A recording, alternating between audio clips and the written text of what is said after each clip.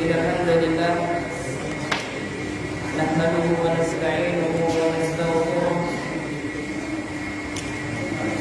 ونعوذ بالله من شرور أنفسنا ومن سيئات أعمالنا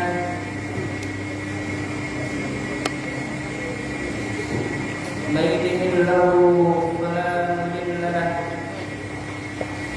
ومن يضلل فلا هادي له أشهد أن لا إله إلا الله وحده لا شريك له وأشهد أن محمدا عبده ورسوله لا نبي بعده اللهم صل وسلم وبارك على نبينا محمد وعلى آله وأصحابه ومن تبعهم بإحسان إلى يوم الدين.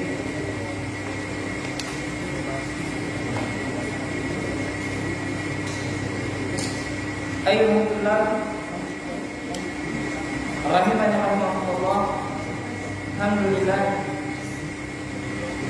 segala puji bagi Allah Subhanahu wa taala yang telah memberikan rahmat dan karunia nikmat yang begitu banyak kepada kita. Semoga salam dan selawat senantiasa kita limpahkan kepada junjungan Nabi kita Muhammad sallallahu alaihi wasallam, kepada keluarganya, sahabatnya, dan juga kepada umatnya yang senantiasa berusaha mengikuti jejak beliau.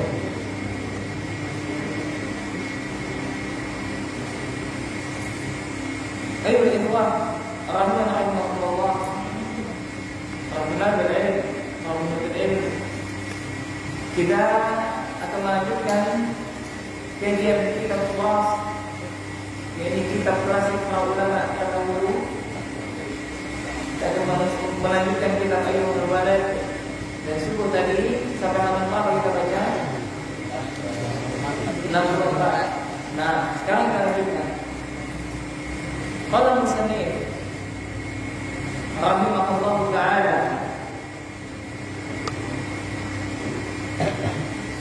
al-baqi min masailika, wahai ananda, wahai anakku, wahai santriku, yang tersisa dari masailika, dari pertanyaan-pertanyaanmu, ba'duha mazkurun fi musannafati,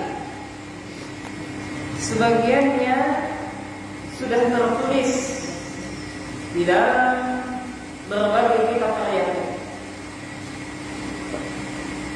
Fatluhu tammata, maka carilah jawabannya di sana. Wa kitabatu ba'diha haram, dan pada sebagian apa yang telah ditulis itu adalah terdapat sesuatu hal yang haram di sini. Maksudnya adalah yang dilarang, tidak boleh. Jadi maksudnya adalah bahwasanya Al-Imam Ghazali rahimahullah boleh menjelaskan kepada muridnya yang bertanya kepadanya. Apa kata beliau? Beliau mengatakan, wahai anakku, wahai santriku, sebagian pertanyaan yang kau tujukan kepadaku, sebagian telah terjawab. Dengan apa? Dengan sebagian daripada karya yang telah beliau tuliskan di dalam kitab-kitab beliau. Oleh sehingga apa? Tidak semua pertanyaan yang diajukan kepada beliau dijawabnya atau tidak? Nah, tidak dijawabnya. Kenapa tidak dijawabnya? Karena sebagian daripada apa yang telah ditanyakan itu telah beliau tulis di dalam karya-karya beliau, di dalam kitab-kitab beliau, sehingga tidak memerlukan untuk diulang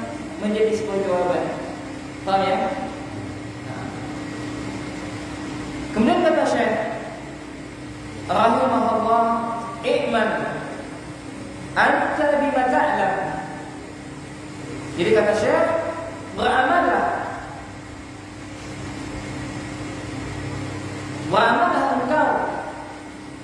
Ya, tolong perhatikan ya ikhwan. Beramallah engkau bima ta'lam, dengan apa-apa yang telah engkau ketahui. Maksudnya apa? Beramallah berdasarkan ilmu yang telah engkau pelajari.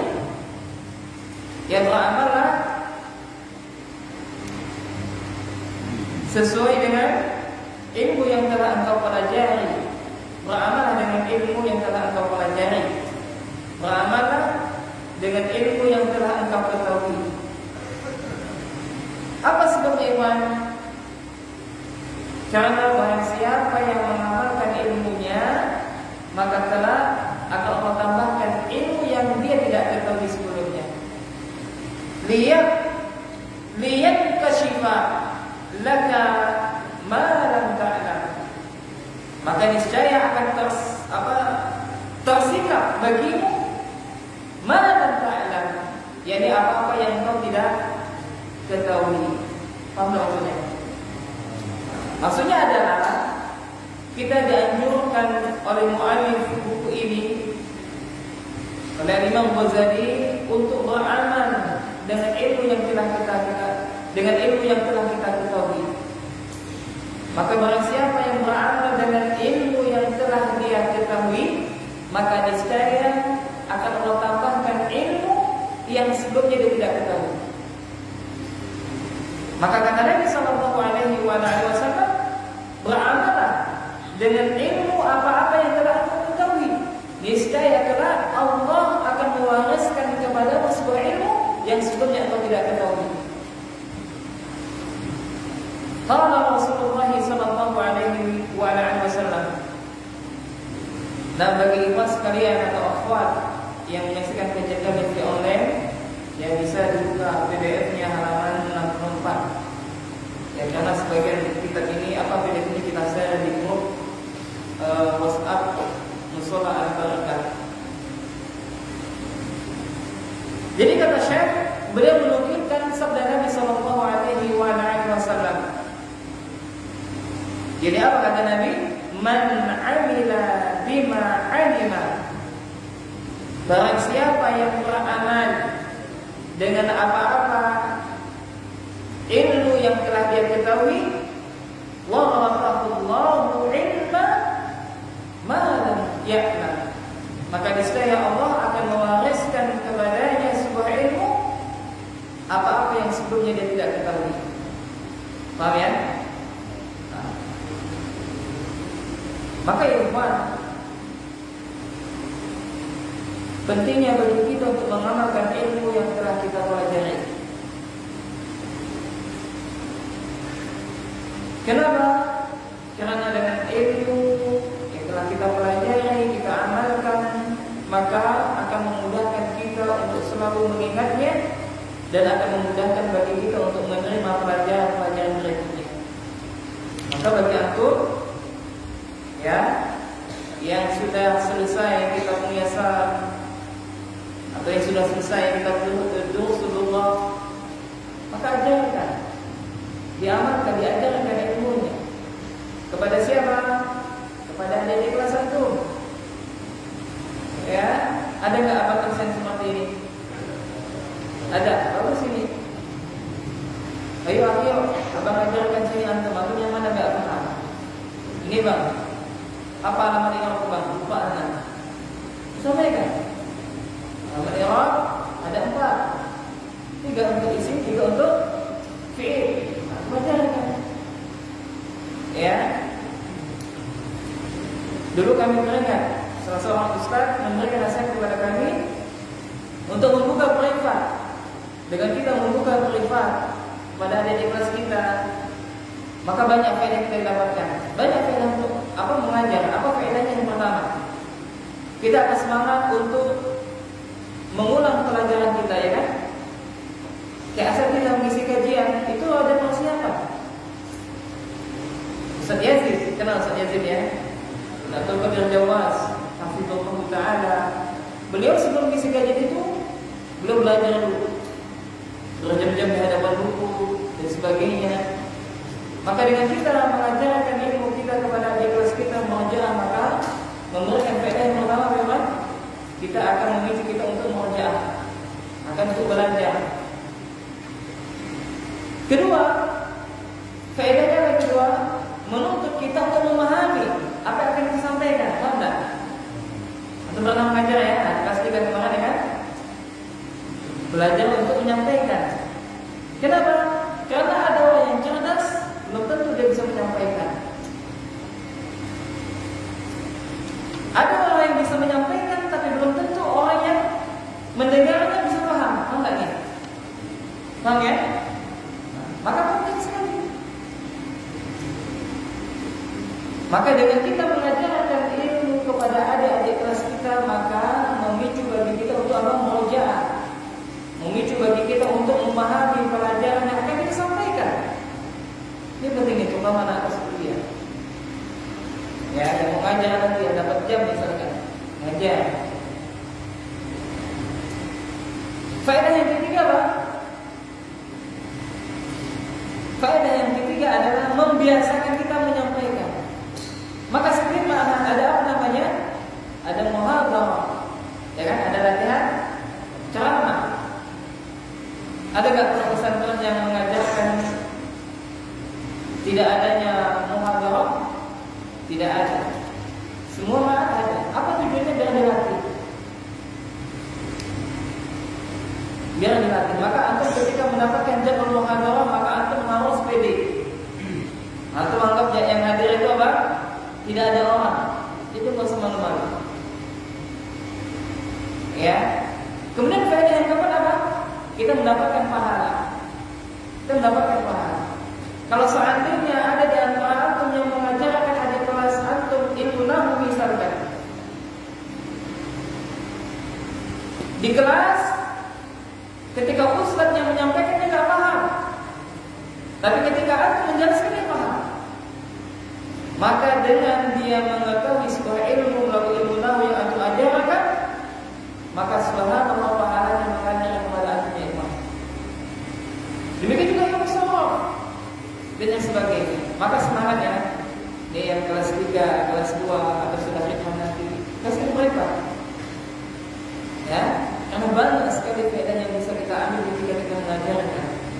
Jadi apa? Salah satu orang yang mengajarkan ilmu kepada manusia, salah satu bentuk dia mengamalkan ilmunya.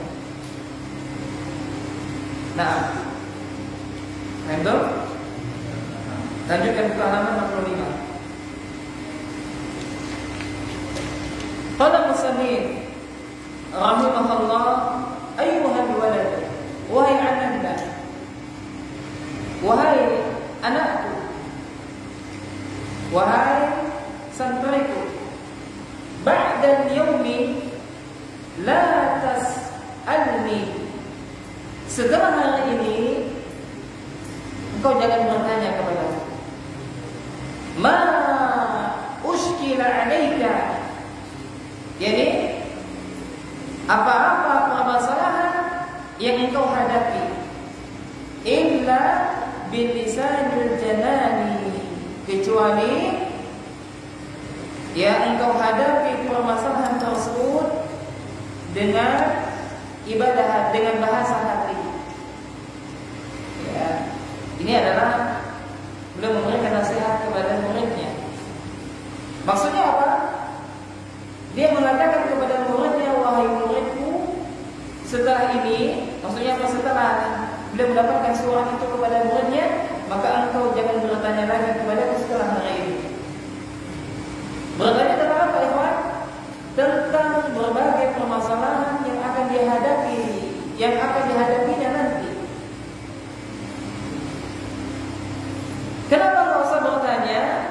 Karena kata Imam Ghazali rahimahullah, apa yang ada di dalam hatimu terdapat jawaban atau terdapat solusi bagi setiap permasalahan yang engkau jumpai. Lalu beliau menukilkan firman Allah Subhanahu wa taala, walau annahum sabaru hatta takhruja ilaihim lakana khairan lahum. Dan seandainya mereka bersabar sampai mereka keluar darinya, maka niscaya itu baik bagi mereka. Intinya apa? Intinya adalah tidaklah seseorang itu bisa menghadapi suatu permasalahan kecuali dengan apa? Dengan apa? Nah, dengan ilmu. Kembali ke sana. Maka setiap permasalahan itu diperlukan dengan ilmu. Maka ilmu itu penting. Maka apa kata Imam Syafi'i yang kemarin telah kita nukilkan? Orang siapa yang ingin sukses di dunia, maka dengan apa? Dengan ilmu. Maka orang siapa yang ingin sukses, yang selamat di akhirat, maka dengan ilmu. Dan orang siapa yang ingin selamat keduanya, maka dengan ilmu. Subhanallah. Man arada man arada dunya fa'alayhi bil ilm, wa man arada al-akhirah fa'alayhi bil ilm, wa man arada huma subhanallah. Maka ilmu ya Pak.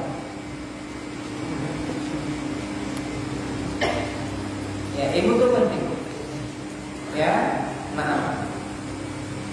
Kemudian beliau mengatakan wa aqbal nasihatan hadiri alaihi salam. Apa artinya? Dan terimalah nasihat Nabi Khidir alaihi salam atasnya keselamatan. Apa kata Nabi Khidir alaihi salam? Fala tas'alni an syai'in hatta uhditha laka minhu dzikra. Ini Nabi Khidir berkata kepada siapa? Nabi Musa alaihissalam. Kenapa Nabi Musa Allah perintahkan untuk belajar? Karena Nabi Musa pernah ditanya oleh Allah, siapa yang paling tahu? Ana ya Allah. Maka Nabi Musa diperintahkan oleh Allah untuk belajar kepada siapa? Nabi Khidir. Bagaimana ceritanya? Dia tahu Al-Quran surah apa itu? Kahfi. Nah, insyaallah. Yang dia bersama pelayannya membawa bekal, apa bekalnya? Ikan. Dia berpesan kepada pelayannya, kalau seandainya kita nanti singgah di satu tempat, dia tidak tahu kemana tujuannya, ya kan? Tandanya apa? Kalau dia singgah di satu tempat, lalu ikannya apa? Ikannya kemana? Ikannya hilang, nah disitulah tempatnya. Maka akhirnya singkat cerita dia berangkat bersama pelayannya, gak tahu berapa lama melakukan perjalanan, lalu setelah itu dia singgah di satu tempat, setelah itu dia pergi lagi. Maka ketika itu pelayannya ingat bahwasanya ikannya sudah tidak ada lagi, akhirnya dia balik lagi. Ini dijadikan dalil oleh siapa? Saudara kita untuk khuruj fi sabilillah. Tidak benar dalilnya. Dan akhirnya ketemulah Nabi Musa alaihissalam dengan siapa? Khidir. Maka Khidir melakukan hal-hal yang membuat banyak pertanyaan yang ada di dalam hati Musa. Dan akhirnya dia bertanya kepada Nabi Khidir alaihissalam, maka dia mengatakan fala tas'alni an syai'in hatta uhditha laka minhu dzikra. Dan jangan engkau bertanya kepadaku tentang sesuatu pun, dari sesuatu pun, sampai aku sendiri akan menjelaskannya kepadamu. Wala tasta'jil hatta tabdura awalan. Dan janganlah engkau ianya apa? Tergesa-gesa sampai tiba waktu saatnya nanti. Yukshaf laka tahu ya sampai akan tersikap bagimu dan engkau akan melihatnya. Itu maksud daripada perkataan Nabi Khidir kepada siapa? Kepada Nabi Musa alaihissalam. Janganlah engkau tergesa-gesa ya untuk mengetahuinya sampai akan tersikapnya kepada tentang sesuatu itu dan engkau akan melihatnya. Sa'urikum ayati fala tastajilun. Ya, telah aku akan perlihatkan kepadamu atau kepada kalian yakni ayat-ayat kata Allah Subhanahu wa taala, yakni tanda-tanda kebesaran Allah. Fala tastajilun, maka janganlah engkau minta kepadaku untuk disegerakan. Ya. Fala tas'al qabla al-waqti. Ya, maka kata Syekh rahimahullah taala, maka ya janganlah engkau bertanya sebelum pada waktunya. Maksudnya gini, Pak.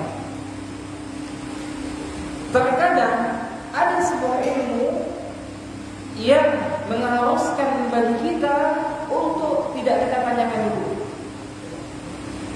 kecuali sudah sampai pada waktunya. Paham gak nih? Saya kasih contoh. Ya, misal antum nanti bisa menjadi seorang dai misalkan.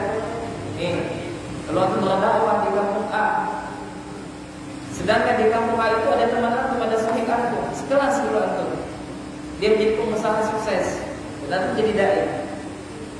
Akhirnya antum dihubunginya, lalu dia mengatakan, bisakah antum isi tausiah di kampung Anda? Akhirnya sepakat dan akhirnya dibukalah kajian. Lalu di sesi tanya jawab ada seorang jamaah yang dia bertanya dengan nada jebakan.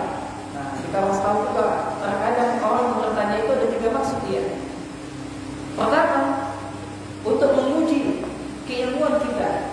Dan bagi aku nggak boleh bertanya kepada ustaz aku dalam rangka untuk menguji ini, nggak boleh. Kecuali seorang ustaz boleh bertanya kepada muridnya untuk menguji tentang keilmuannya.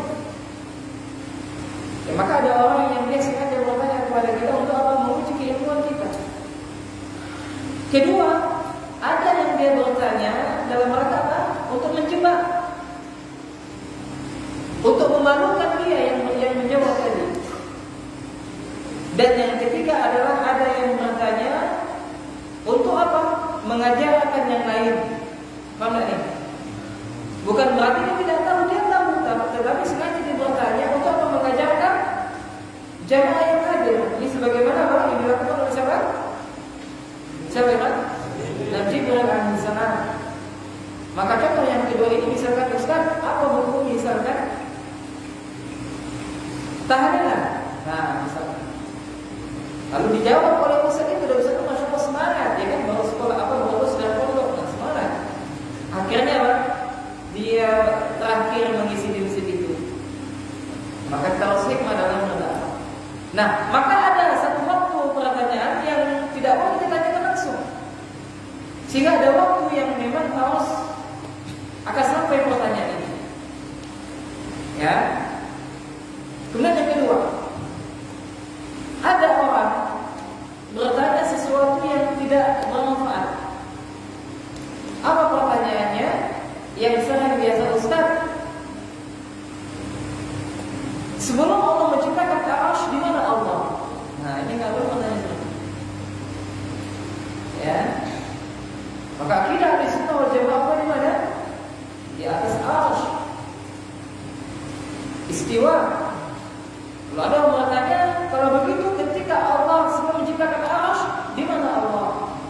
Tahu ini? Di sebelah ini. Nah, di mana Allah? Maka kita katakan laisa kamitslihi syai'un wa huwa as-sami'ul basir. Yani apa? Allah tidak ada sesuatu pun yang serupa dengannya. Dialah Allah yang Maha mendengar, lagi Maha apa? Melihat. Maka jawabannya adalah yang pertama, jawaban seperti itu tidak dicontohkan oleh para sahabat. Kalau misalnya tidak pernah bertanya kepada Nabi seperti itu. Kedua, yang ditanyakan bukan kita, akan tetapi Allah nanti yang menanyakan tentang apa yang telah kita lakukan. Adapun perbuatan Allah tidak pernah kita tanya. Yang ketiga, jawabannya adalah kita beriman kepada istiwanya Allah. Dan kaifiyah tentang bagaimana istiwanya Allah majhul, tidak diketahui.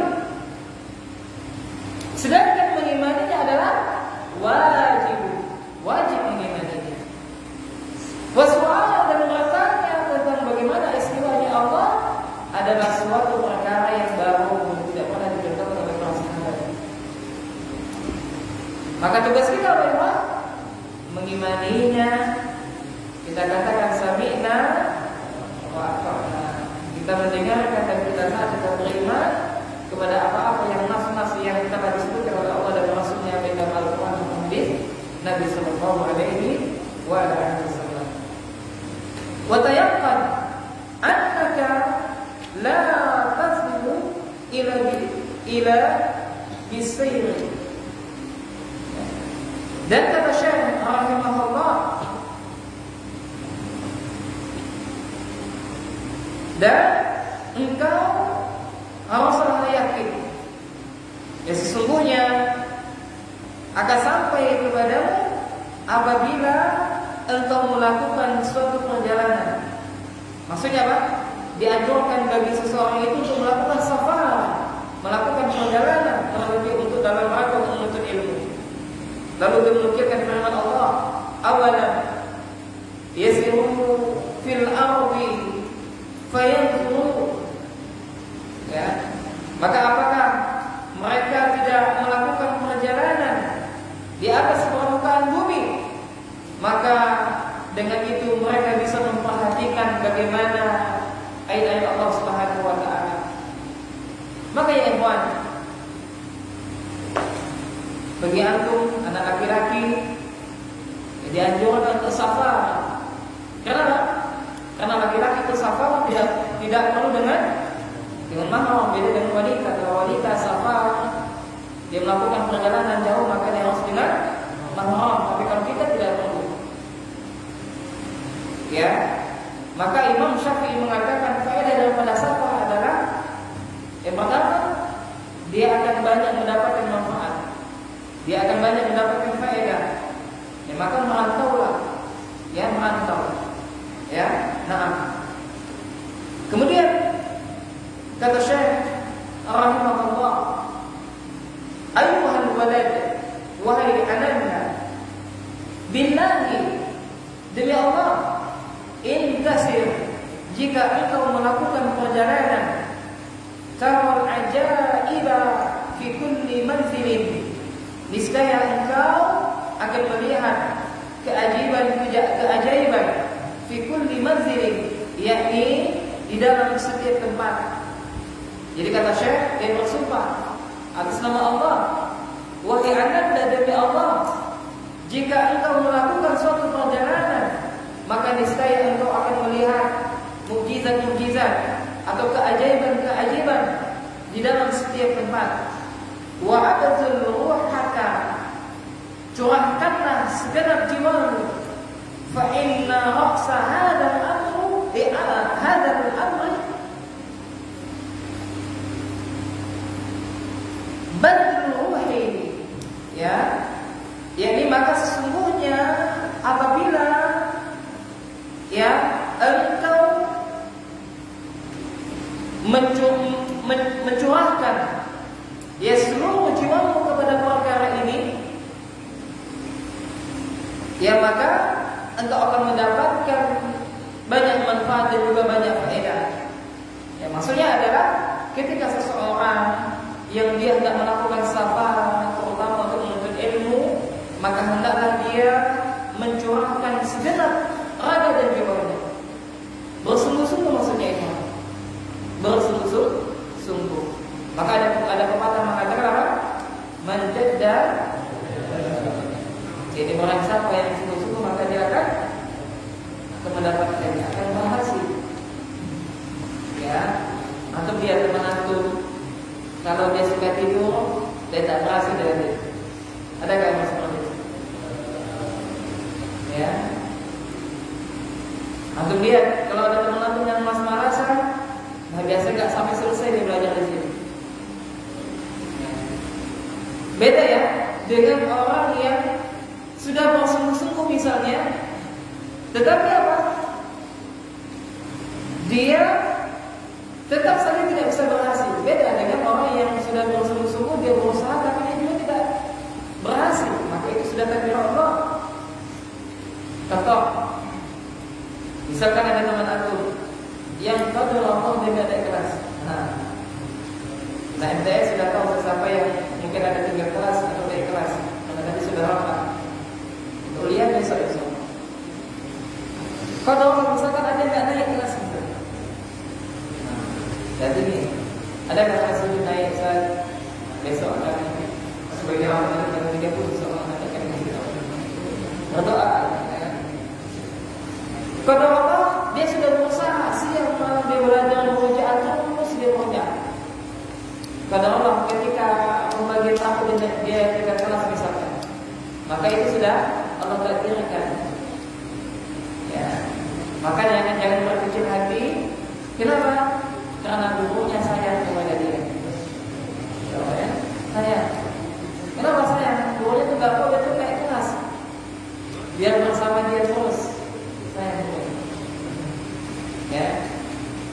Nah beda dengan misalkan dengan orang yang dia memang dasar dia malas, tidak mau berusaha, dan juga nggak naik. Ada orang yang sengaja semakin tujuannya apa? Kalau nggak naik Islam maka anak akan pindah sekolah. Tapi ada juga orang yang dia biasa-biasa saja tapi naik, subhanallah ya. Nah ini luar biasa itu kelebihan, tapi kecerdasan yang kalau Allah berikan kepada orang tersebut. Maka ketika kita melakukan safar, melakukan perjalanan dalam rangka menuntut ilmu, ya maka hendaklah kita apa yang dilakukan ikhwan? Mencurahkan segenap raga dan jiwa kita untuk ilmu tersebut. Ya, nah, kenapa? Karena orang yang mencurahkan raganya kepada suatu perkara, ya maka Allah Subhanahu wa taala memberikan kemudahan bagi dia. Kama qala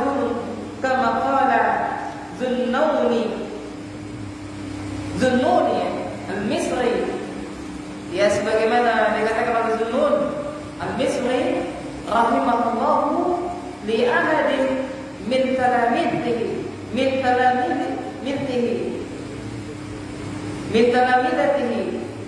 ya yakni apa sebagaimana yang dia katakan kepada salah seorang daripada muridnya. Apa kata Zunnun?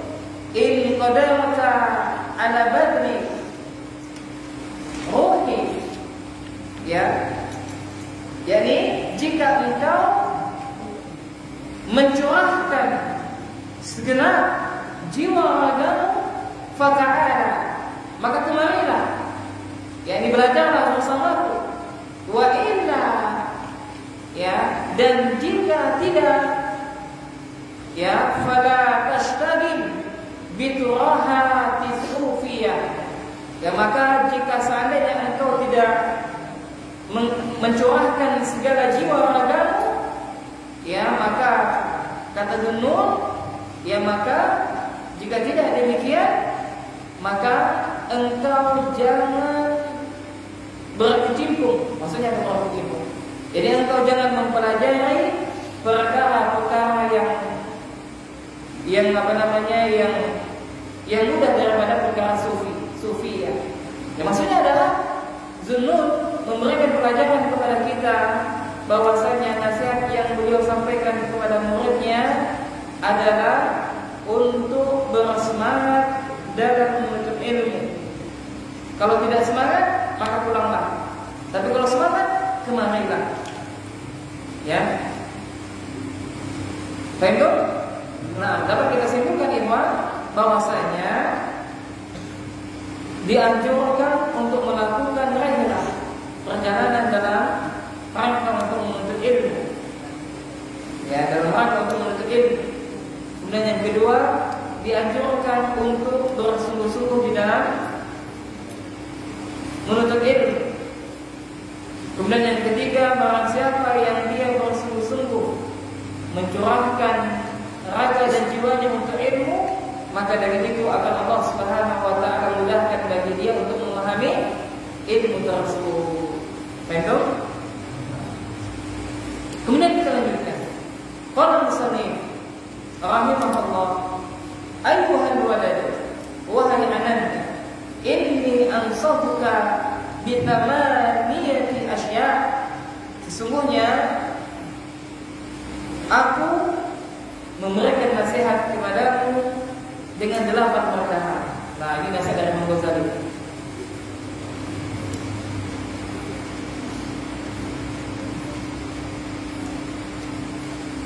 Apa kata Imam Ghazali? Sesungguhnya aku akan memberikan nasihat kepadamu dengan 8 perkara. Ikbalha min, ya, dan terimalah dia dariku. Li'anna yakuna ilmuka khasman 'alaika yaumil qiyamah. Ya, agar ilmumu tidak menjadi bumerang bagimu pada hari kiamat nanti. Ta'malu minha arba'atan, dan amalkanlah darinya 4 hal. Wa tada'u minha arba'atan, dan tinggalkanlah darinya 4 hal. Nah, ini masya Allah diajib nanti di nasihat beliau kepada muridnya. Bagus ini. Apa kata Imam Ghazali rahimahullah? Wahai anakku, wahai ananda, wahai santriku, kata Imam Ghazali, sesungguhnya aku akan memberikan nasihat kepadamu dengan 8 perkara. Nasihatnya apa? Ada 8 perkara. Kemudian kata beliau, ambillah nasihat tersebut, diambil nasihatnya. Agar apa? Agar engkau selamat di akhirat kelak. Agar ilmumu tidak menjadi bumerang bagimu. Tahu maksudnya apa? Maksudnya adalah kalau ilmu tidak kita amalkan, maka kita berdosa, akan menjadi bumerang bagi kita, mencelakakan diri kita oleh Bismillah. Tapi kalau kita amalkan, maka ilmu tersebut memberikan syafaat kita nanti pada hari kiamat. Apa 8 perkara tersebut?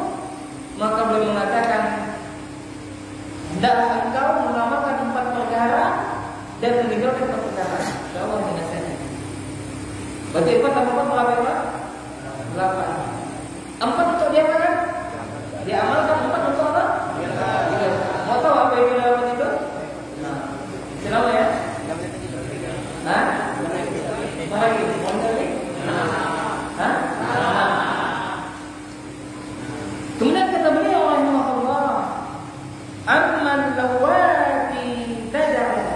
Nah, beliau memberikan nasihat untuk perkara yang harus kita tinggalkan, yang harus kita tinggalkan.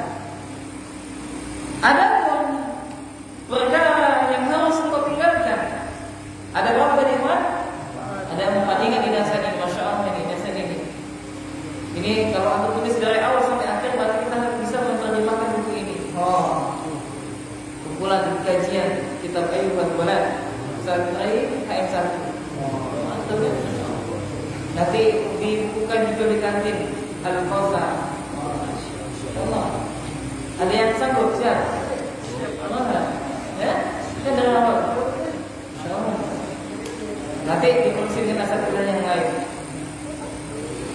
Semangat ya. Jangan sampai buku itu kosong. Ya Allah ada coretan. Maka Ustaz Ahmad Sabiq MC Hafizullah dulu mengatakan, kalau mau lihat buku santri, lihat bukunya. Kalau rusak sininya, lecet nih, berarti sering buka. Bukunya sering buka. Iya, lecet nggak sininya? Wah, masya Allah, berarti sering buka. Tapi kalau bagus, berarti jangan dibuka bukunya. Ya, nah, itu yang pertama. Kedua, dilihat isinya. Ada coretan atau tidak? Kalau ada coretan, berarti tidak suka belajar. Tapi kalau bersih, dia nggak belajar. Lihat tuh, lihat mana tidak banyak. Dicoret, nggak ada harapannya, kasih harapan. Nggak tahu artinya diterjemahkan di samping, di belakang kan ada kosong kan? Nah, masya Allah. Ya maka kata sekalian Ustaz Ahmad Sabiq Hafizullah Ta'ala, ya pada rekaman kajian beliau tentang perhiasan ya orang itu di dalam menuntut ilmu, kesalahan dalam menuntut ilmu. Nah, ini mau nasihatnya Imam. ada batasnya. 4 tuh kita amalkan, 4 itu apa?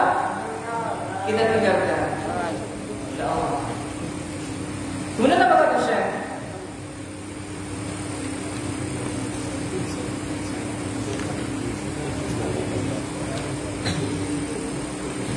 Amman lawati tad'u. Adapun perkara yang harus kau tinggalkan, fa'ahaduha. Nah, yang pertama ini harus diperhatikan. Apa yang harus kita tinggalkan? Alla tunazira ahadan fi mas'alatin. Nah, ingat ini ikhwan. Ingat ini yang suka di asrama biasanya mungkin. Jadi apa? Jangan berdebat dengan seseorang pun dalam sebuah permasalahan. Jangan berdebat. Ada santri yang mungkin suka debat sama temannya, ya kan? Mau jadi zekernet nih. Zekernet atau zekernet? Nah, ya. Kalau zekernet, masya Allah dia berdebat kepada non-muslim. Memang ada santri kerjanya suka debat, memang ada. Nanti ya sangat debat teman, sangat debat. Di debatnya habis kan? Jadi pendekar. Ingat pesan Imam Ghazali rahimahullah, jangan berdebat dengan seorang pun fi mas'alati dalam sebuah permasalahan. Mastata'ta, kecuali apabila engkau mampu untuk menjelaskan kebenaran tersebut. Ini nanti kalau antum balik kampung ya. Maka kalau antum suka aktif di media sosial, itu banyak akun-akun palsu. Ya, itu ada akun-akun yang mereka sengaja buat akun pengecut, nama palsu, namanya palsu disamarkan. Akhirnya apa? Mengajak debat setiap orang diajak debat. Padahal copy paste dia. Ada orang di media sosial semua orang soleh, masya Allah berilmu. Tapi orang apa? Iman apa adanya copy paste, copy paste. Ada tulisan di internet di kopinya kan enak sekarang kan? Tinggal ketik-ketik tak jadi dong, itu namanya si fulan nulis. Ini dusta dia. Ya. Ada orang yang berdebat, tapi bodohnya apa? Cara di Google. Ini nggak baik sebenarnya. Maka kata Syekh, jangan berdebat dengan